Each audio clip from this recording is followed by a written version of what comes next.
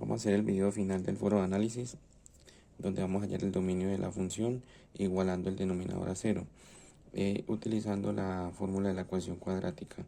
Vamos a reemplazar los valores de la raíz cuadrada, donde nos arroja un resultado de 1. De una vez sacamos la raíz cuadrada de 1 para hallar los valores de x, donde la raíz cuadrada de 1 es 1. Acá sacamos el reemplazo de los valores de x, donde nos arroja dos soluciones. En la primera solución nos da un valor de 1 y en la solución 2 nos da un valor de menos 3 medios. Esto quiere decir que el dominio de la función son todos los números reales excepto los valores que anulan el denominador. En este caso, estos dos valores anulan el denominador. Quiere decir que el dominio de esta función son todos los reales excepto el menos 1 y menos 3 medios. Ahora vamos a determinar las asíntotas verticales y horizontales, donde vamos a utilizar los valores que ya habíamos hallado en el dominio. El numerador de la función es este que tenemos acá.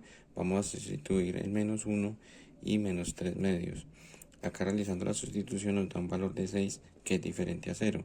En la segunda sustitución nos da un valor de menos 33 cuartos que es diferente a 0. Como el denominador no se anula en estos puntos, entonces estos valores representan la asíntota vertical, x menos 3 medios y x menos 1. Ahora vamos a hallar la asíntota horizontal. Para determinar la asíntota horizontal, analizamos los grados del denominador y el numerador. ¿Cómo identificamos que el grado de un polinomio? El grado de un polinomio es el mayor exponente de x en una expresión. En este caso, el mayor exponente de x en esta expresión es 2. Y en el denominador, el mayor exponente también es el número, es 2.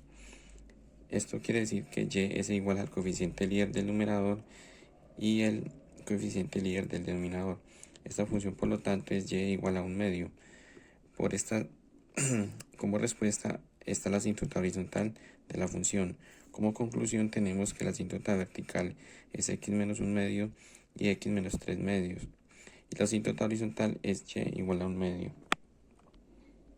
Pasamos al siguiente punto, que es el intercepto en los ejes.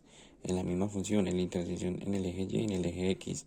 Acá resolvemos la intersección en el eje y, donde x es igual a 0. Acá sustituimos en la función y nos da como resultado un 1. La respuesta de la intersección en el eje y es y igual a 0 y 1.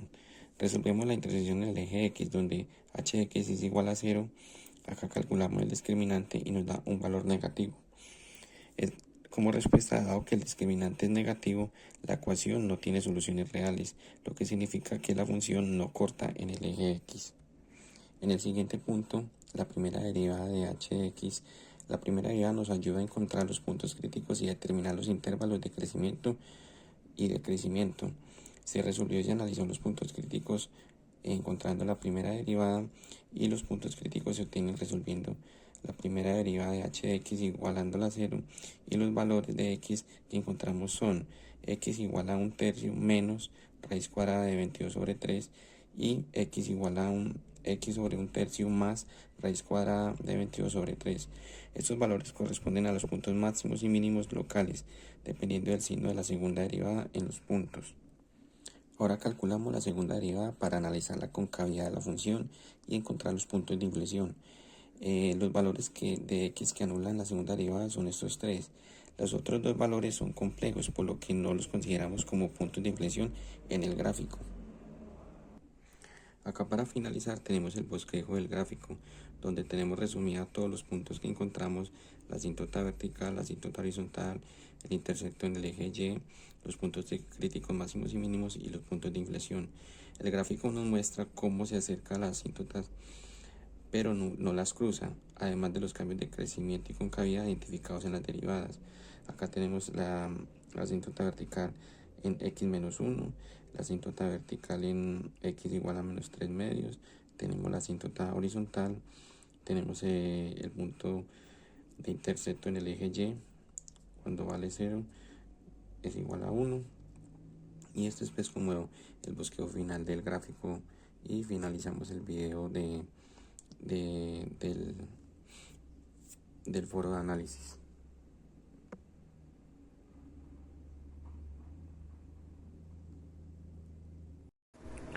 Listo, el ejercicio nos dice lo siguiente. Proponga una gráfica para una función y igual a f de x tal que se cumplan las siguientes condiciones. ¿Qué condiciones? Estas 5 condiciones que vemos acá. ¿Sí? Bien, empecemos con la condición número 1. La condición número 1, ¿sí?, nos dice lo siguiente. El límite cuando x tiende a menos 5 por la izquierda de la función f de x va a ser igual a menos infinito. Eso quiere decir que la función va a tender a 5 en ese punto de aquí por la izquierda, a menos 5, disculpen, por la izquierda, pero sin tocar el valor de menos 5. ¿Sí? Se va a ir entonces a menos infinito. Esto está mostrando la gráfica de acá. Bien, la segunda condición nos dice que el límite cuando x tiende a menos 5, pero esta vez por la derecha, de la función f de x va a ser igual a más infinito. ¿Sí? Eso quiere decir que la función cuando se acerca a menos, cuando x se acerca a menos 5, pero por la derecha de este lado, ¿sí?, como vemos aquí, la función se va a acercar a ¿dónde? A más infinito. ¿Sí? Va a subir, pero sin tocar el valor de menos 5. Como vemos acá, acá se forma una asíntota vertical en x igual menos 5. Bien, la siguiente condición nos dice lo siguiente, que el límite cuando x tiende a menos infinito de la función f de x va a ser igual a infinito. Eso se muestra por acá. Entonces, cuando el valor de x tiende a menos infinito, o sea, va creciendo mucho hacia los x negativos, ¿sí?, el valor de la función se va hacia más infinito. Eso demuestra esa línea, ¿sí?, que quiere salir del plano x, el plano xy. ¿Ok? Cuarta condición. La cuarta condición nos dice que el límite cuando x tiende a menos 2 de la función va a ser igual a menos 1. ¿Eso qué quiere decir? Que tanto por la derecha como por la izquierda, si la función en ese punto se va acercando a menos 1, ¿sí? Entonces en menos 2 la función vale menos 1. Y por último, la condición de que el límite cuando x tiende a infinito, ¿sí?, de la función f de x va a ser igual a 0. Esto se muestra acá. Aquí vemos que a medida que la función, ¿sí?, que x tiende a infinito, creciendo mucho, la función tiende a 0. ¿Sí? Cada vez más esta gráfica acá se va pegando más al eje x, ¿sí?, va tendiendo a 0. Esto sería todo el ejercicio. Bueno, profe, mediante este video queremos mostrarle el trabajo que nosotros hicimos acerca de la animación utilizando GeoGebra. Entonces, lo primero fue definir la animación, el proyecto que íbamos a hacer. Entonces, basándonos en el video que usted nos compartió, decidimos que íbamos a hacer la misma caja, pero agregando como unos triángulos. Quisimos agregar unos triángulos a esa caja para hacerla pues un poquito distinta. Pero básicamente utilizamos la base de esta misma caja.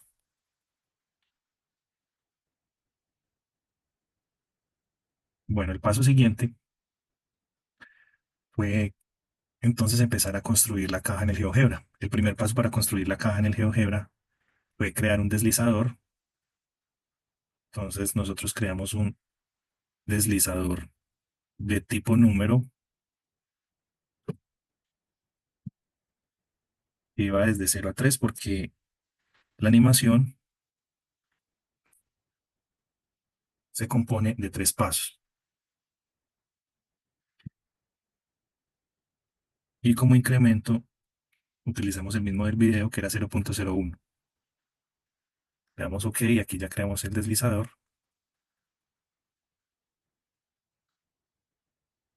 Y pasamos al siguiente paso que fue crear las funciones que corresponden a los momentos de la animación.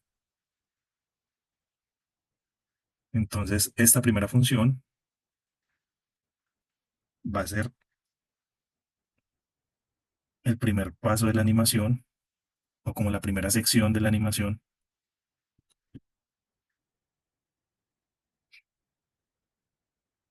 Entonces, definimos los momentos de la animación con esas tres funciones.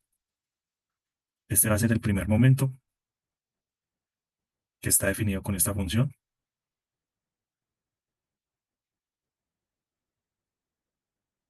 Luego, mediante esta segunda función, definimos el segundo momento.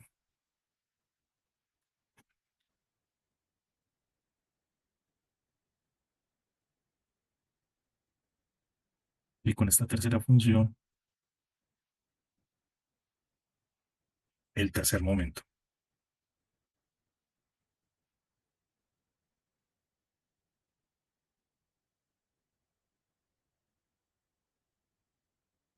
Listo. Entonces, vemos que cuando termina el primer momento, el deslizador, cuando movemos el deslizador y termina el primer momento, entonces a partir de que termina el primer momento, sigue el momento 2. Aquí lo podemos observar. Y cuando termina el momento 2, que es aquí, justo aquí, comienza ya el momento 3 hasta el final. Entonces, con esas tres funciones, me queda bien definidos los tres momentos de la animación. Y luego ya procedemos a hacer la construcción utilizando puntos. Nosotros lo que vamos a hacer es animar puntos. ¿Por qué? Porque podemos desplazar los puntos, les podemos asignar un movimiento. Y entonces, pues vamos a aprovechar esa función que tiene el GeoGebra de que podemos asignarle movimiento a los puntos para poder hacer la animación. Entonces nosotros quisimos que una caja más o menos de este tipo,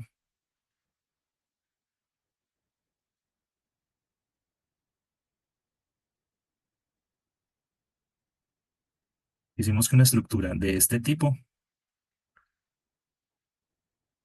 se plegara y formara una caja.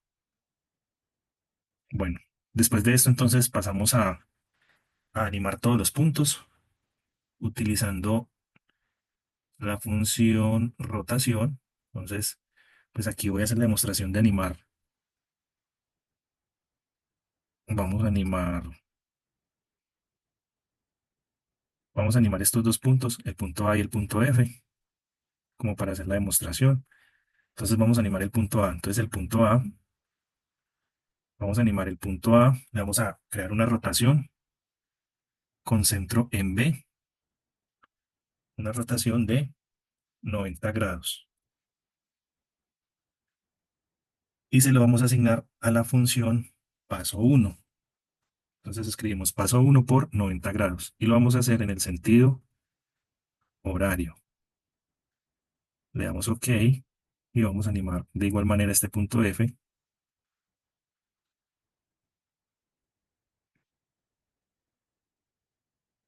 Paso 1 por 90 grados en el sentido horario. Le damos OK. De esta manera quedan animados los dos puntos, haciendo una rotación de 90 grados. Bueno, después de que se animan todos los puntos, al final se construyen los segmentos, se arma la cajita, se arma la caja y lo que obtuvimos fue esta animación.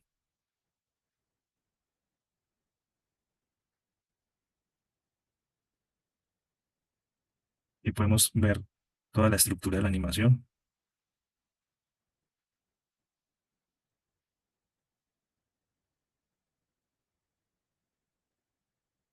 Y así nos quedó el proyecto.